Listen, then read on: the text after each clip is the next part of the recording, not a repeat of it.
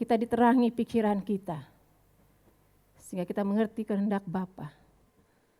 Dia mengundang kita masuk ke dalam tahtanya, melalui pujian, penyembahan, dan tarian. Kita sekarang sudah masuk ke dalam tahtanya. Dan kita mau mendengar Bapa berbicara. Kita diundang masuk dalam tahtanya. Karena Bapa mau berbincang-bincang dengan anaknya. Bapa mau memberikan rencana-rencananya bagi bumi ini. Dan memberikan tugas-tugas buat kita. Kita bukan melayani, tapi kita on duty. Kita bertugas selama hidup di bumi ini. Kita bekerja. Seperti Rasul Paulus katakan, aku bekerja dengan sekeras-kerasnya. Tapi itu semua karena anugerah Bapa. Aku tidak dapat bekerja tanpa anugerahnya. Saya berikan topik hari ini adalah hati yang sepakat dan percaya di dalam doa. Dengan hati yang sepakat, doa kita dijawab. Amin. Karena kita adalah anaknya. Bapa berbincang-bincang dengan anaknya. Apakah di rumah seorang bapa tidak rindu berbicara dengan anaknya? Anaknya kalau pulang sekolah pasti dicari. Noel di mana? Kamu ngapain hari ini? Ceritakan. Karena seorang bapa rindu dengan anaknya, bukan? Demikian Bapa di surga rindu melihat kita setiap hari 24 jam. Dia ingin berbicara kepada kita. Maka kita jangan sok sibuk ya, gak mau berbicara dengan Bapa di surga. Kita selalu bilang sibuk ini itu banyak alasan. Padahal Bapa sangat mengasihi kita dan rindu berbincang-bincang. Karena dia mencintai kita. Kita akan buka 1 Yohanes 3 ayat 21 sampai 22. Silahkan ditampilkan ayatnya. Saudara-saudaraku yang kekasih, ini Rasul Yohanes ya yang mengatakan. Jikalau hati kita tidak menuduh kita, maka kita mempunyai keberanian, percaya untuk mendekati Bapa. Dan apa saja yang kita minta, kita memperolehnya daripadanya. Karena kita menuruti segala perintahnya dan berbuat apa yang berkenan kepadanya. Amin. Di sini kita pilih 2 ya, dari 2 ayat ini. Pertama, jika hati kita tidak menuduh kita, kita pasti akan. Dan saya katakan di sini tidak mungkin tidak memiliki kepercayaan terhadap Bapa bahwa Dia menerima kita. Amin ya. Jadi kalau hati nurani kita tidak menuduh kita nggak mungkin nggak percaya kepada Bapa. 2, jika kita memiliki kepercayaan bahwa hati kita tidak menuduh kita juga akan memiliki kepercayaan bahwa Bapa akan mengabulkan permintaan kita. Amin. Mengapa ini demikian? Dan mengapa kita tahu harus demikian? Ya, ini pertanyaannya. Ada 2. Kalau hati nurani tidak menuduh kita percaya Bapa pasti menerima kita seperti saat ini ya. Dan apabila hati nurani kita itu sudah tidak menuduh kita percaya bahwa doa-doa kita dikabulkan. Mengapa bisa begitu? Ya, saya akan terangkan.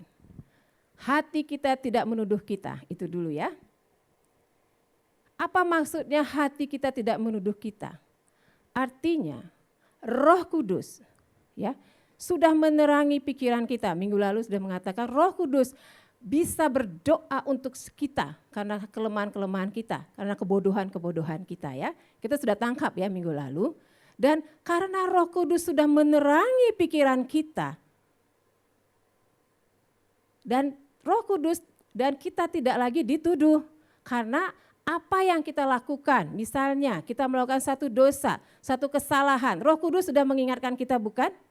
Kalau kita mencuri contohnya, hati nurani kita akan menuduh kita jangan mencuri. Kalau kita sadar itu, Roh Kudus berbicara, kita minta ampun secepat-cepatnya. Karena pada saat kita minta ampun, maka karya penebusan itu terjadi dalam diri kita. Sehingga Roh Kudus terus berbicara dalam hati kita. Dan Roh Kudus itu akan memberikan pandangan-pandangan, pikiran-pikiran Kristus di dalam kita. Kita tidak lagi berpikir egois. Kita tidak lagi berpikir untuk diriku. Tapi kita bisa berpikir sesuai dengan rencana Bapa untuk bumi ini. Karena kita adalah anaknya. Kita tidak hanya berpikir mengenai diri kita, keluarga kita saja. Itu egois. Tapi kita berbicara, kita berdoa untuk bangsa-bangsa, untuk Indonesia, untuk Pulau Bali, untuk keluarga-keluarga kita yang lain, tetangga-tetangga kita yang belum merasakan apa yang kita rasakan di tahta Bapa. Roh Kudus menerangi semua pikiran kita, sehingga kita berdoa sesuai dengan pikiran Kristus. Sehingga hati nurani kita tidak menghukum kita lagi. Mungkin kita berkata, aku orang berdosa, aku bagaimana mau layak datang kepada Bapa? Bagaimana aku layak datang kepada tahta Bapa?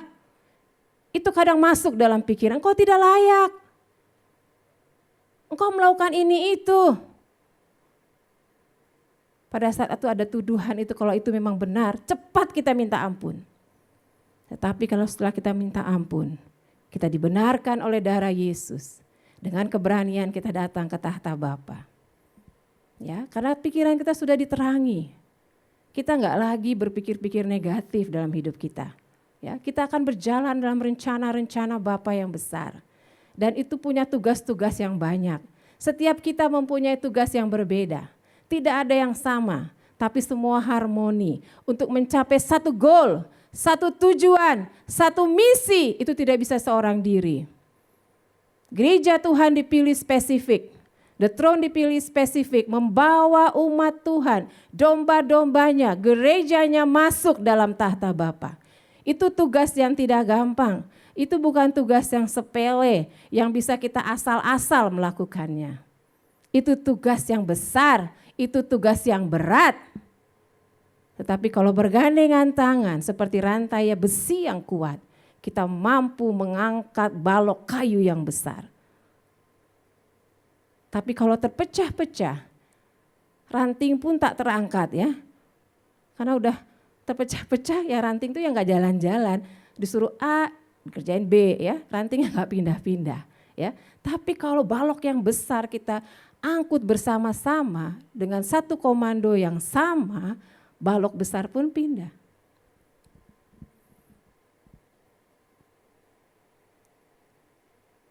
Karena tidak ada lagi penghukuman di dalam Kristus. Kita enggak perlu kita sendiri yang menuduh diri kita ya, ngaye-ngaye ya, enggak usah.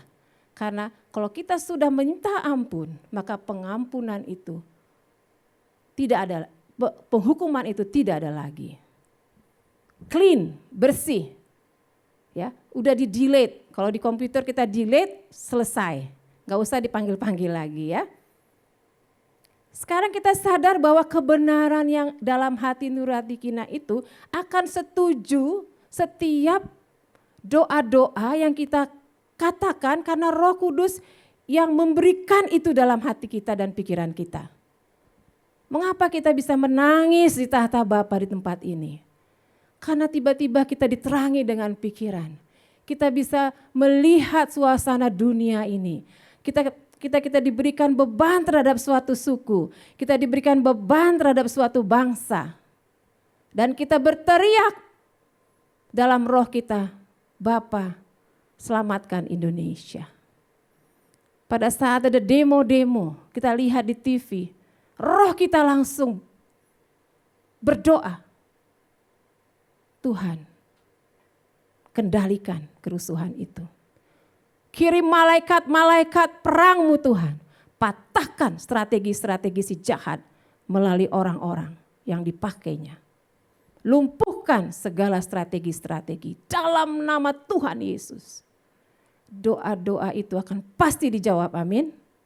Dan malaikat Tuhan akan berlaksa-laksa datang mengamankan kerusuhan itu. Dan kita percaya Indonesia masuk dalam rencana Bapa. Karena banyak gereja-gereja Tuhan berdoa, banyak orang-orang Kristen berdoa seturut dengan kehendak Bapa. Karena saya percaya hidup kita di bumi ini hanya sementara. Kita mempunyai tugas sebagai anak Bapa. Kita mempunyai duty, ya. Jadi kita nggak boleh lagi bilang, saya cuma pelayanan aja nih gitu ya. Kalau kita bilang begitu, kita akan mediocre. Kita akan tidak mau sepenuh hati. Karena kita pikir saya cuma sekedar. Padahal kita sudah dibayar lunas dengan darah yang mahal. Luar biasa karya penebusan dalam hidup kita. Dan supaya kita on duty selama hidup di bumi ini. Bersama Bapa memerintah. Amin. Kita memerintah. Roh Kudus katakan berdoa dari the throne. Perintahkan malaikat Tuhan bekerja. Karena itu seturut dengan kehendak Bapa. Supaya bersama-sama Bapa memerintah di bumi ini. Pemikiran kita saat ini hanyalah untuk menyenangkan Bapa dengan ketulusan dan ketaatan yang penuh. Roh Kudus hanya mengajar kepada kita taat. Nanti baru kamu mengerti, sekalipun belum mengerti saat ini. Kita bertindak karena kita taat, karena kita tahu karakter Bapa kita. Dia adalah seorang ayah yang sangat baik. Dia akan tersenyum dengan anak-anaknya yang taat dan percaya. Ini dikonfirmasi dalam setiap Angel Festival. Terima kasih Bu Evi. Sampaikan kepada jemaat The Throne. Bapa disenangkan dengan pujian penyembahan di tempat ini. Bapa tersenyum, Bapa disenangkan. Pasti kita berdoa juga sesuai dengan kehendak Bapa. Dan apabila ada keperluan-keperluan pribadi kita sampaikan sebagai anak, Bapak aku mau masuk fakultas ini Bapak. Biarlah aku lulus. Ya, contohnya seperti anak Feli. Dia nari sekuat tenaganya. Waktu setiap Angel Festival, saya lihat itu. Dia terus minta kepada bapaknya. Diingatkan bapaknya, ada ujian tanggal sekian Bapak. Aku mau lulus. Dan dia masuk Fakultas Hukum Udayana. Seperti yang dia cita-citakan. Dan apabila hati nurani kita bergejolak, itu pada saat kita tidak mentaati Bapa. Kita memberontak, kita enggak mau ya ditugasin kita untuk pelayanan. Kamu tugasnya hari ini apa? Enggak mau. Dan hati nurani kita akan terus menuduh kita untuk mengingatkan kita bahwa pada saat kita bertugas, ya setiap pekerja pasti mendapatkan upah. Itu firman Tuhan katakan, tidak ada yang bekerja tidak mendapatkan upah. Apalagi bekerja di kantornya yang punya surga ya. Kesaksian ya, seorang nenek itu kerjalah di kantornya yang punya surga. Nggak mungkin gak dibayar ya. Nggak mungkin kita keleleran ya di bumi ini, nggak mungkin. Dia yang punya surga, kaya, berkuasa. Jadi bukan kita hanya sekedar pelayanan, no. Kita bekerja ya, kita bekerja. Karena Bapa tidak menyetujui ketidaktaatan. Ingat itu. Minta ampun kalau kita berontak dan tidak taat. Supaya Roh Kudus kembali membawa kita kepada jalan-jalan yang Bapa mau. Cepat, jangan lama-lama nanti membatu hatinya. Kalau sudah membatu susah. Katos ya, orang Bali bilang katos. Kalau udah katos susah. Diomongin apa juga gak mau, sadar-sadar ya. Kita harus bersungguh-sungguh. Kita harus sadar untuk menyenangkan dan mematuhi Bapa. Nggak bisa asal-asal, nggak bisa sekarang patuh, besok berontak, besoknya lagi patuh lagi, besoknya berontak lagi. Itu bukan anak Bapa ya. Dan hati nurani kita pasti setuju kalau kita selalu taat kepada Bapa. Dan Roh Kudus itu akan membantu kita loh, minta sesuatu yang mungkin kita malu minta. Tapi Roh Kudus tahu hati kita butuh itu. Mungkin kita malu minta ya. Tapi itulah Roh Kudus, dia baik ya, dia tahu kita. Dan dia akan menjawab segera. Karena diselidiki oleh Roh Kudus. Ya. Karena kita anak Bapa, kita akan patuh kepada Bapa. Karena kasih karunia Bapa, aku ada sebagaimana aku ada. Dari hati kita jauh untuk menerima pujian kemuliaan kalau kita sendiri ya atas usaha kita. Enggak, jauh itu dari pikiran kita. Karena saya itu jauh. Semua karena kasih karunia Bapa, aku ada sebagaimana aku ada. Saya selalu berdiri, Tuhan, pada saat kita mengalami ya cobaan-cobaan yang Tuhan izinkan. Dan kita melewati itu. Saya cuma bilang, Bapa, aku tahu rencanamu besar dalam hidupku. Dan aku akan menjalani lembah-lembah kekelaman ini dengan percaya, dengan sukacita, karena pasti lewat. Sehingga kita tidak masuk ke dalam pikiran negatif, ya, ketakutan, kekecewaan, ya. Saya sharingkan pohon itu ya, pohon negatif dan pohon positif. Yang negatif jangan pernah masuk, ketakutan, kekecewaan, iri hati, dengki, hilang itu semua, ya. Tidak ada gunanya. Biarlah Tuhan, aku ada saat ini karena kasih karunia Bapa. Aku bisa sehat saat ini karena kasih karunia Bapa. Aku bisa melewatinya. Karena kalau kita tidak pernah melewati, kita tidak tahu namanya kasih karunia. Karena selalu enak-enak aja ya. Tapi pada saat kita mengalami ujian dan kita lulus, disitulah kita katakan sorak-sorai, haleluya saya lulus. Ya, Noel selalu bilang, aduh Mi capek sekarang UTS. Dia baru tahu namanya kuliah. Saya bilang, ya itu harus kamu lewati. Kalau nggak mau capek ya nggak akan ada naik tingkat. Ya, kalau kita mau tidur-tidur malas-malas, ya nggak akan dikasih itu nilai yang bagus. Ya harus mau, karena kita tahu kita pasti lulus. Amin. Itu yang kita harus masukkan dalam pikiran kita. Saya cakap menanggung segala perkara bersama Bapakku yang mengasihi aku. Sehingga kita walaupun tertatih-tatih, sakit ya nggak enak, tapi kita pasti sampai ke ujung. Pasti itu janji Bapa. Ketika kita berdoa secara tidak egois, tapi dengan hati sepenuhnya selaras dengan Bapa dan jujur di hadapan Bapa, maka Bapa pasti mendengar. Pasti. Ya, kita sebagai ibu jujur terhadap mungkin hidup keluarga kita, ya, anak kita, suami kita jujur di hadapan Bapa. Ya, banyak kesaksian saya dengar seorang ibu yang taat, setia mendoakan suaminya yang tidak mau pelayanan, tidak mau ke gereja. Kamu aja deh mah, kamu aja ke gereja, aku di rumah aja. Tapi dengan doa dan terus menerus, akhirnya suaminya bersama-sama melayani Tuhan ya. Itu banyak saya dengar. Dan juga doa-doa yang untuk jiwa-jiwa itu pasti Tuhan dengar. Kita berdoa bagi keluarga kita yang mungkin hidup bukan di dalam rencana Bapa. Dia hidup suka-suka dia. Kita berdoa terus menerus supaya Roh Kudus berbicara dalam hatinya. Supaya dia bertobat dan kembali kepada jalan Bapa. Dan apabila kita sadar hal ini, bahwa kita harmonis dengan Bapa, pasti doa-doa kita dijawab. Pasti itu, karena kita anaknya. Ya. Anak kita kalau minta kepada kita, dia baik, ya, dia taat, dia dengar-dengaran dengan orang tua, dia butuh untuk kuliahnya, kita punya, masa kita nggak mau kasih? Sebagai Bapa yang dunia aja pasti kasih.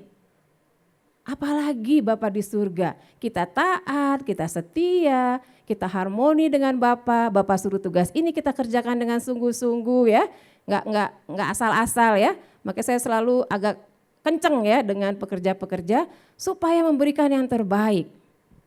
Karena setiap pekerja mendapatkan upah, ingat itu. Ingat itu. Jadi Bapa tetap mengisi pikiran kita dengan pikirannya, ya. Jadi kita ikuti terus. Pasti sampai kepada tujuan hidup kita.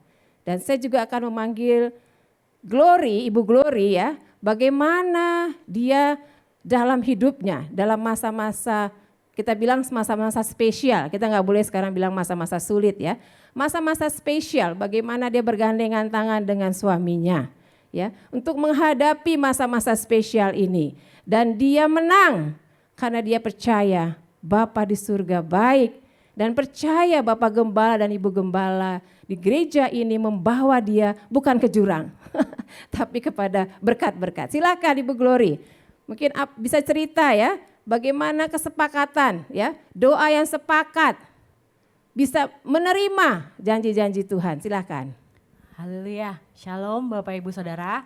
Shalom.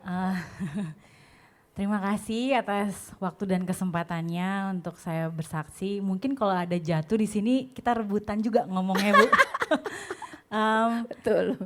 Saya mengucap syukur sekali. Pertama-tama ini based on true story ya Bu ya. Betul. Ini saya mengalami 1000% kalau ada 1000%. Jadi ceritanya waktu itu COVID, suami saya kerja di pariwisata, di hotel, salah satu hotel di Bali.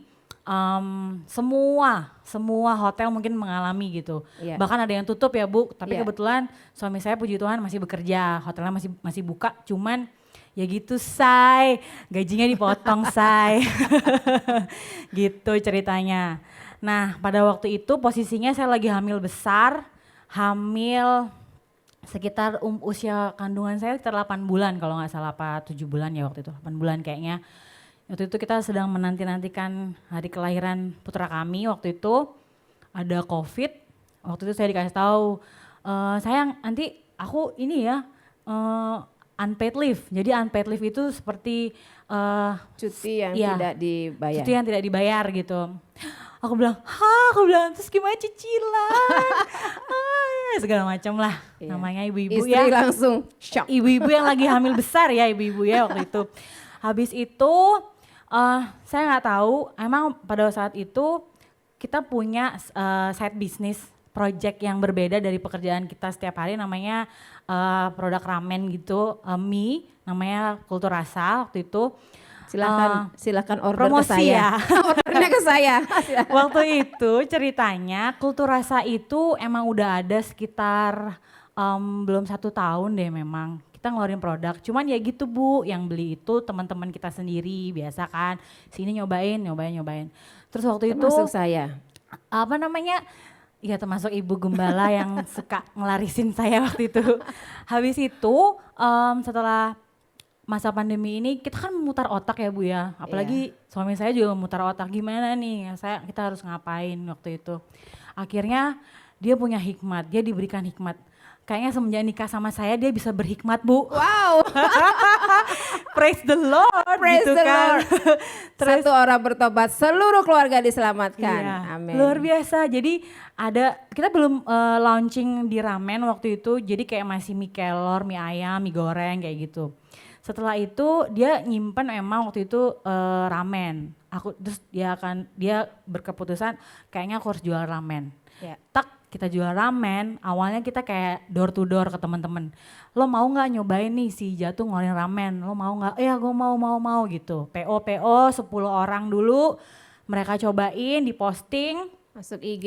Masuk Instagram waktu itu. IG. Terus tiba-tiba, gila enak banget, mau lagi Glory, mau lagi. Dan itu saya sampai merinding ini kalau cerita. Itu tuh sampai bilang, oh my God banyak banget pesenannya, kita bisa gak ya ngerjain ini gitu kan. Waktu saya lagi hamil besar gitu, mau mempersiapkan melahirkan lagi waktu itu. Jatuh bilang bisa aja. kita lakuin aja yang bisa-bisa aja dulu, Iya. jangan terlalu dipaksa. Terus waktu itu saya inget banget karena saya lagi hamil besar, saya nggak ke gereja Pak Gembala karena kan dilarang tuh Iya. karena COVID lagi. Bumil. Iya bener, jadi saya ibadahnya lewat YouTube aja live streaming. Waktu itu saya inget banget Pak Gembala bilang di saat sulit tetap setia, Amen. tetap bayar perpuluhan, tetap persembahan. Itu nggak boleh kamu lupain. Itu saya dengar, saya sharingkan ke suami saya. Itu loh Pak Gembala bilang, inget nggak? Kita nggak boleh ini, kita harus bayar perpuluhan, kita harus persembahan. Biarpun di saat seperti ini kita lagi butuh uang untuk bayar cicilan segala macam, kita harus bayar. Ini uangnya Tuhan, bayar. Kita bayar aja Bu waktu itu dalam nama Yesus, kirim Upah ketaatan. kita kirim aja waktu itu perpuluhan kita waktu itu. Terus orang pesen gak berhenti Bu. Amin. Sampai hari ini Kultur Rasa itu dikenal oleh semua banyak orang. Amin. Aduh sampai saya kadang tuh saya mau nangis, ini tuh nyata banget gitu loh. Amin. Tuhan tuh luar biasa banget Ya. buat hidup saya, buat Jatuh. Kita ngerasain banget dan sampai hari ini Kultur Rasa ramen kita Bu, itu tuh kita diajak kolaborasi sama satu restoran di Ubud. Amin. Boleh nyebutin gak sih namanya? Adalah salah satu restoran di Ubud gitu kan. Dia tuh ajak kita untuk kolaborasi. Yes. Jadi ramen kita ada di sana. Tuhan bisa buka jalan di padang gurun. Tepuk tangan dulu dong. Kita luar biasa. Bapak Yesus luar biasa. Iya, dan itu nyata banget kami rasakan. Jadi setelah kami merasakan itu, Ibu sama Pak Gembala bilang, ayo morning devotion jam 5 pagi, ikut aja gitu. Kamu gak lihat gimana nih Bapak udah ngasih kita segala yang kita butuhin gitu. Masa Iya, betul. bangun jam 5 pagi aja Nggak ikut morning bisa. devotion, gak bisa. Dan Bapak Ibu Saudara dimanapun Anda berada, saya mau menyampaikan apa yang Bapak dan Ibu Gembala sampaikan buat kita semua di sini. Yes. Just do it. Amin. Gak usah debat, gak usah kenapa sih gitu kan, itu mau sendiri gitu kan, apalagi gak ke gereja lagi habis itu, aduh sedih banget. Itu yang kasihan tuh Anda loh. Betul, gitu. betul. Just do it. Bapak Ibu Gembala tidak akan menjerumuskan kita Yes. ke hal yang tidak baik. Amin. Itu aja yang mau saya sampaikan. Semoga ini bisa menjadi berkat, menjadi kekuatan untuk saudara dimanapun Anda berada. Yes. Terima kasih. Terima kasih Bu Glory. Upah ketaatan. Karena Bapa di surga sangat senang sama anaknya yang taat. Dia tersenyum loh, ya, pada saat Glory dan Jatuh berdoa bersama, ya. Bapak tinggal bilang, malaikat, ayo marketingin itu Kultur Rasa, marketingin. Dia bisa bekerja karena dia ada di dalam alam roh. Ya, kita nggak ngelihat tapi terjadi loh. Buktinya, ya kan? Upah ketaatan. Karena Bapak senang kepada anak yang taat. Taat aja, entar ngertinya belakangan gak apa-apa. Ya, ya, kita akan masuk kepada next lagi, yaitu kita akan menerima segala sesuatu yang kita minta. Yes, ya. Ini pasti, karena hati kita sudah gak nuduh kita lagi ya, kita udah taat kayak Glory ya, gak ngomel ya.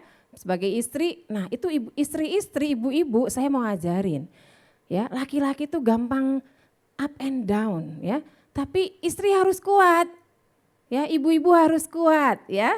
Karena kita memang penolong, memang sudah dari sononya kita dibilang penolong ya. Kita penolong bagi suami kita. Berarti yang nolong lebih kuat. Hore ibu-ibu. Oke ya, enggak, maksudnya kita saling ya, kita sebagai tim. Perempuan harus berani mengambil keputusan, kuat. Mungkin suami masih error-error, perempuan maju aja. Jangan karena suami error, aku ikut error lah gitu. Jangan, ya. Karena kita satu di hadapan Bapa. Ya, waktu Pak Gembala diizinkan ya mengalami kelemahan tubuh. Saya cuma bilang, Bapak, aku satu dengan suamiku. Aku sudah dipersatukan dalam perkawinan yang kudus. Aku minta dengan segala kerendahan hati Bapa, kesembuhan buat suamiku. Bisa, karena kita satu.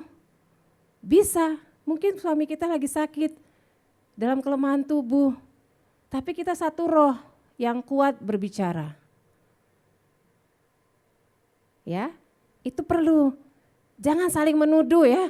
Aduh suamiku begini begono, nggak usah.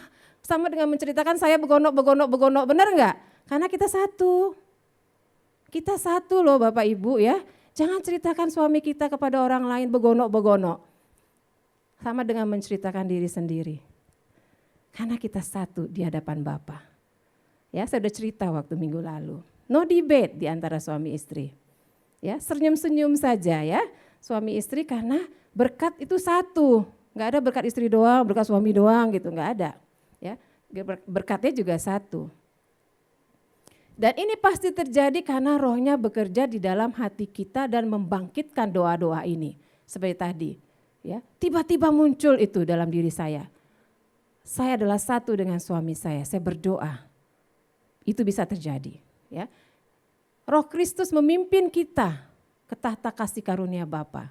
Dengan darahnya kita ditebus dan kita berani masuk ke dalam tahta Bapa.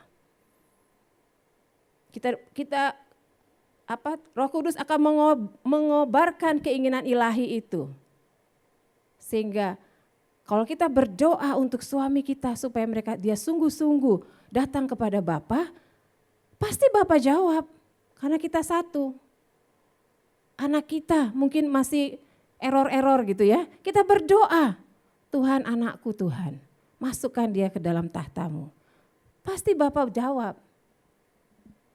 Cuman jawabnya itu kadang-kadang gak sesuai dengan pikiran kita. Itu kita harus tahu, jangan kecewa. Kadang-kadang jawaban doa itu kadang-kadang menyakitkan sepertinya. Tapi ujungnya adalah jawaban. Jangan kecewa karena itu jawaban. Kadang-kadang ya, tidak selalu dia tiba-tiba datang ke gereja gitu, enggak. Kadang-kadang dia mengalami sesuatu masalah. Tapi dalam masalah itu dia bertobat dan dia kembali kepada Tuhan. Ya, sehingga kita tetap percaya itu selalu akan terjadi. Dan kita berdoa seperti doa Bapa kami yang terus kita dalam morning devotion. Datanglah kerajaanmu, jadilah kehendakmu di bumi seperti di sorga. Dan ini sudah selalu dikatakan dalam setiap Angel Festival. Bahwa Angel Festival tahun ini itu sudah dirancangkan Bapa 5 tahun sebelumnya. Saya kaget juga. Sudah dirancangkan jauh-jauh hari. Rencana tahun ini 5 tahun yang lalu sudah dirancangkan. Jadi saya percaya hidup saya pun ke depan Tuhan sudah rancangkan jauh-jauh sebelumnya. Sehingga kita enggak pernah surprise dalam hidup kita. Dan Bapak Gembala juga mendapatkan hikmat untuk gereja The Throne. Itu sudah Tuhan taruh untuk ke depannya kita harus ngapain. Untuk 5 tahun ke depan, 10 tahun ke depan itu sudah ditaruh saat ini. Dan saya percaya gereja Tuhan masuk dalam tahta berapa, masuk dalam kasihnya, kebaikannya bagi anak-anaknya selama hidup kita di bumi. Dan kerajaan Bapa itu memerintah di bumi bersama dengan kita sebagai anak-anaknya. Kita diberi kuasa untuk memerintah. Penguasa-penguasa di udara kita bisa perintahkan untuk taat. Karena kita anak Bapa. Kita punya kuasa. Makanya hati-hati menggunakan perkataan. Karena perkataan kita berkuasa. Tidak mungkin perkataan kita juga pakai untuk mengutuk orang. Tidak bisa, karena perkataan yang ini mulut hatinya itu sumbernya adalah Roh Kudus. Kita tidak mungkin memaki orang, sedangkan kita memberkati orang. Tidak mungkin, karena sumber itu satu dan kita akan memerintah bersama Bapa, memberikan berkat bagi banyak orang. Dari tahta Bapa bersama anak-anaknya, kita wujudkan kerajaan di muka bumi ini. Kita memerintah bersama sehingga bumi seperti di sorga. Tepuk tangan. Tuhan Yesus memberkati karena kita percaya, kita anak, kita memerintah Yerusalem yang baru, itu Bapa sendiri sudah kita lihat muka dengan muka, memerintah bersama kita. Tapi saat ini di bumi pun kita memerintah bersama Bapa. Bapa gak bisa dilihat oleh manusia, tapi saya bisa dilihat oleh manusia. Dan kuasa gelap tahu saya, karena saya anaknya dan dia juga takut sama saya. Ya, karena saya punya kuasa dan itu yang membuat kita enggak takut lagi hidup di bumi ini karena kita anaknya punya kuasa bisa memerintah.